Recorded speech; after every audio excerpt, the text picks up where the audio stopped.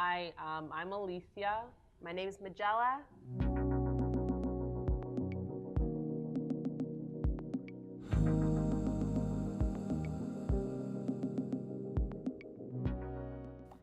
So, from when to when did you grow up in Suburbia? Or when did you finally leave?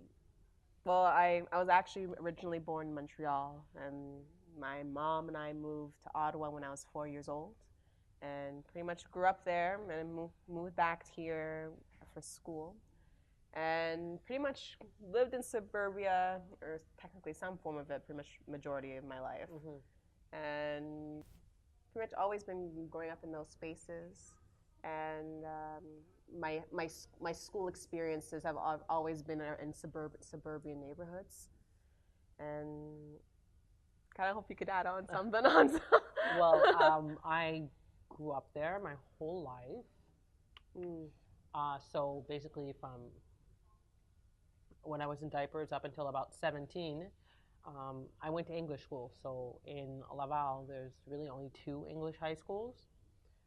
After that point, I mean, if you want to continue going to school in English, you'll have to leave Laval. So I went to CEGEP in English. I went to Dawson, but of course it was in Montreal. So I was kind of entrenched in suburbia from a baby up until 17. I still live there. Like I still live in Laval, but I'm more involved. I work downtown. I go to school downtown. I'm more involved in Montreal now than I was back then. But back then, Laval was all I had. Laval people was all I knew. Laval life was it.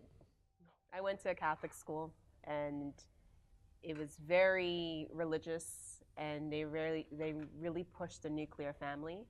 It wasn't really the most diverse. Like the area that I grew up in, it was at the time when I was living there, it wasn't really the most diverse. But there was a big economic disparity. Like I remember people were talking about, they used to talk about the tracks, how like on one side it'd be like the rich households, and the other side would be like all the others. And I remember they would always have that discussion, and to the point where children would not affiliate with others who were on the other side Wow. on the tracks. That's crazy that they kind of put that in children's heads. Yes, they start that from early They start age. that from young. Yeah. I was, my school was, all my schools, it seems like the English community in Laval is very Italian or Greek. So it was basically those two sort of ethnic cultures. I mean, they were still white, but I did find I did find there were, okay, let's say a reasonable amount of black people, other black people living in Laval, but they went to French school, and that's because most of them were Haitian, of Haitian or African descent, and a lot of African countries, well, immigrants from African countries are from French-speaking African countries, and then you have the Haitians who speak French, so they're going to French school. So it's like all the black people were in French school, and then there was me. I think in elementary, I think it was me and my sister were the only two black people in the entire school, on like hundreds of kids. And I mean, even if you were white, sometimes I think if you were white and not Italian, it was even a problem. But I mean, at least if you're a white, you can kind of get away with not sticking out so much. But I really stuck out. I mean, they didn't give me a hard time. I've always had this really strong character. They didn't give me a hard time, but they gave my sister a very hard time. They picked on her a lot. Even though she was older than me, I was kind of protective of her. But I mean, I think it was only in instances where I was reminded that I was different. And I mean, those instances sucked. I mean, they kind of seem trivial now when I think about it. But when you're a kid, and let's say we were all playing together, we're all playing characters from a movie or something, and I remember sometimes they'd be like, "Well, Alicia, you can't play because you're chocolate," and I didn't fight them. I was just like, "Oh, okay, I understand," kind of thing. And well, when I think about it now, I get really, it hurts. Not so much it hurts me personally because I don't know, I've just gotten over it, but it hurts that potentially, like, I have nieces, I have nephews, I think most likely going to have children. It hurts me that there's a potential that younger generations I know could go through the same thing, reminded that they're different. that reminds me, like when I started school, my mom sat me down and prepared me for having to deal with any racist, prejudice situations. And my stepdad, he was sitting there with us, and he was just so surprised. He was thinking, like, these are kids. How can this happen with kids? Like, he didn't understand. He thought racism was just an adult or older experience. And the first time I had my first experience with racism, I was 8 years old. I remember we were having the school dance, and we were all excited about the dance. And I went up to this one student, and I was like, "Hey, it's dance," and the person just looked at me and said, "I don't play with black kids." Wow. Yeah, it was blatantly straight up like that. It was another like 8-year-old. Yeah. Yeah. And I remember I went home and I told my mom, and my mom notified the school. And I remember at that time they were actually trying to integrate like diversity into the curriculum to try and avoid these things. So they actually made an effort. Okay. Like at the time there were a couple of black students in the school. Like there was in my class there was 3 of us. And I remember, like, when this was brought up, like, there were a lot of students that were kind of confused about why there was such a curriculum change. And I remember the teacher I had at the time was very sensitive. Well, they weren't. They were surprised, but they made an effort to stop this, and I still applaud them for that. They didn't want to be the ones perpetuating it. They didn't want to hide. They just wanted to try and stop this. So I feel like my student was complete opposite. I think because there weren't as many of us, like there were only 2. I think we went through stuff. I don't think we ever complained, but I don't think they felt the need, or they were never challenged with having to bring diversity to the school, you know? And plus, when I say like everybody was Italian, I mean like even the faculty, like the teachers, the principal, like everybody was Catholic and Italian, and it was just kind of us. I mean, for the most part, I guess it wasn't outright racism like that, like telling me you can't play with me because of this, but it was kind of just like, oh, well, you can't participate because you're different. This is where you get off, you know? It was kind of sad. I mean, it was really sad. But I accepted it. I felt like, well, they're right. I'm black, like I can't play.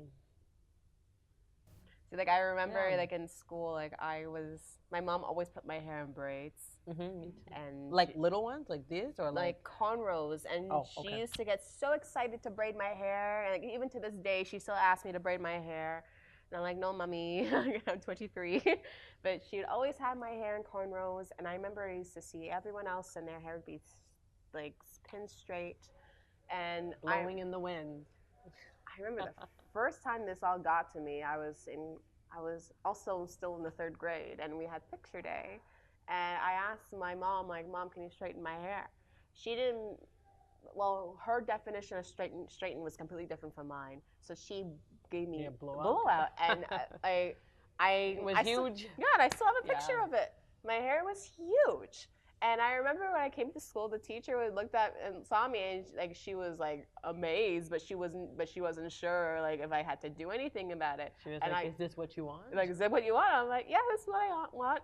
But her definition of what straight was different from mine, because I wanted my hair bone straight to look like everyone else. You wanted it silky straight. Yeah, and I wanted to have that shine, and I remember. Around my graduation to middle school, like I was begging my mom, like, Mom, can I have a relaxer? Can I have my hair straight for this? And she felt. I remember she looked defeated when I asked her that. I felt like she didn't do enough. And she was just like, okay, fine. But like I remember, like she always tried to put this. To show self-love kind of thing, and representation. Like I remember she always bought me black Barbie dolls, and I didn't really get my first white Barbie doll until I was like much older, and all my children's books were centered around black characters, and like I only really watched Arthur and Sticking Around. And She always tried to show representation to But me, still, but then it still got to it me. still got to you. Still got to me. That's why I always have this thing where there's this idea where everybody's like, oh, self love starts at home. You've got to ingrain it in your children. And it's in your environment. Nah, that's not where you can backwards and forwards. Like my mom never told me I was different. My mom never told me I was ugly. My mom never told me anything that I'm self-conscious about. I didn't hear it from home. Never. But I still feel this way. Like something, and I mean, back to what you were saying with the hair. I remember that's when I kind of said, where they were active in sort of pointing out all the time that I was different. Not intentionally, but like with my hair, they'd always be like, oh, Alicia, why don't you wear your hair straight sometimes? Why don't you, why don't you wear your hair down? Like down. And I couldn't, and my mom would keep it in like ponytail braids, right? With the little barrettes and stuff. And it's like they didn't understand the concept. I'd be like, it is down. And they're like, no, like down. And I felt so, I mean, I didn't necessarily have a problem with it, but after people kept asking me every day, literally every day, not even just the kids, the teachers too. I mean, man, that sucks. Thinking about it, that's so sad. Yeah. But I felt defeated. And one day, I guess my mom didn't have that much of a problem with us relaxing because she always kind of made it seem like it was a struggle we're all girls, having all this hair to do. Because, our hair is not hard to deal with. It's just time consuming. It depends. It depends what you're doing, right? Because, like, when I relaxed, it didn't really keep my hair relaxed the whole time. Like, I had to wake up every morning an hour earlier than when I usually Really? wake up just to straighten my hair. Oh, you would straighten it on top of the relaxer? Yeah. My mom would still keep it in the ponytails, but No, she said it was more manageable when it was. My hair would still go back to this no matter what relaxer was used. And I remember my mom used to try to avoid anything with lye. Yeah, of course. Because there was obviously there's all those studies that were released. Yeah. So I still had to straighten my hair on top of that, and I got sick of it. And when I was in middle school, like that was when I began to see a lot more diversity in my school. You're lucky. And like you can kind of see like the disparities from each elementary school with the environment and the social classes and the multicultural environments from each elementary school. You could see how different it was in high school. And I was in the immersion program. I was in the French studies program, and it was only me and another black person that was in the whole entire program. The rest was all white students from the suburbs who I went to elementary school with. They followed you. Yeah. And I remember I got bullied a lot over when I stopped doing that.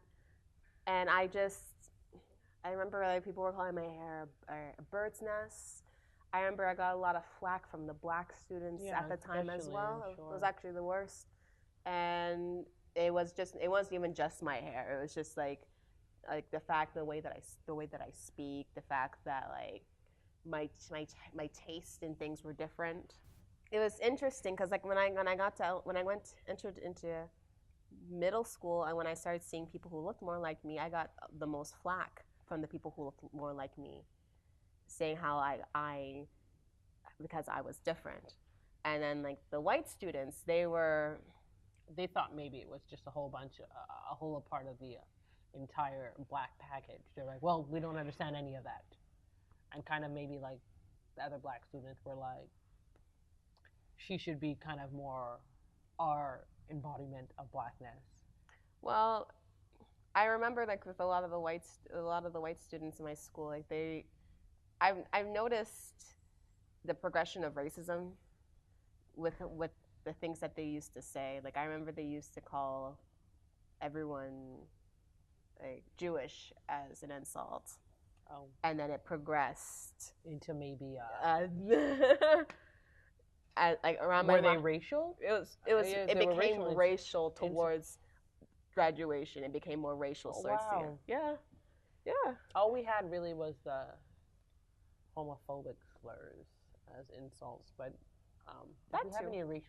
Oh, that does bring me back when I was in elementary school. There was this joke that I guess all the kids kind of learned, and me being like the only black person there, everybody felt the need to come to me one by one and tell me this joke. Like they're like, oh, I'm gonna tell the first black person I know this joke. It's so funny, and it was. You want to hear the joke? Yeah, let's hear it. What do you call a black priest? What? Holy shit. And they used to tell me that all the time, like one by one, and I would just kind of like, I was like maybe 10, 9. What do you do? I was kind of like, ha ha. You know what to do. You don't know what to do. No. You're just like, should I laugh? Should I be insulted? Should I laugh? If I'm laughing, am I laughing at myself? Am I encouraging this? But at the same time, I knew it made me feel weird. I didn't know what that feeling was. I didn't know it was racism. I just knew that like I felt different. That was just. See, it reminds me like my mom prepared me for all these situations, but when you're put into those situations in real life, it's shocking. Like it's shocking. It throws you off because for a second you're kind of treated like you're not a person, kind of thing. Yep. It's like, oh, you became this thing for that second, and it throws you off because there you are just living and existing, and then somebody points out that your existence is, I don't know, in their way, or whatever it is. A joke. But at the same time, I mean, to them it was a joke. Comedic value. I don't know. I feel like I don't know who to blame. Like, you blame the parents, but also it's the children. Did the children get what they were doing? That's the thing. Did they pick it up from the media? But did they get what they were? Did they get, like, they were dehumanizing somebody? Like, did they get that? Or to them it was just like, if this is something I should say to black people. Because I had weird questions. I had this one girl, you're never going to believe it, this one girl asked me, she said, I'm white, and when I go to the bathroom, my shit is black. Does that mean yours is white? And like, she was serious when she asked me this question. I was like, again, still in elementary school, I was like, no. And she was like, oh, can I see it? It's the craziest things, but I mean, when you think of racism, you don't necessarily think things like that. But I mean, like, I would hate for my kids to go through anything like that. Same. I would probably be in pain. Same.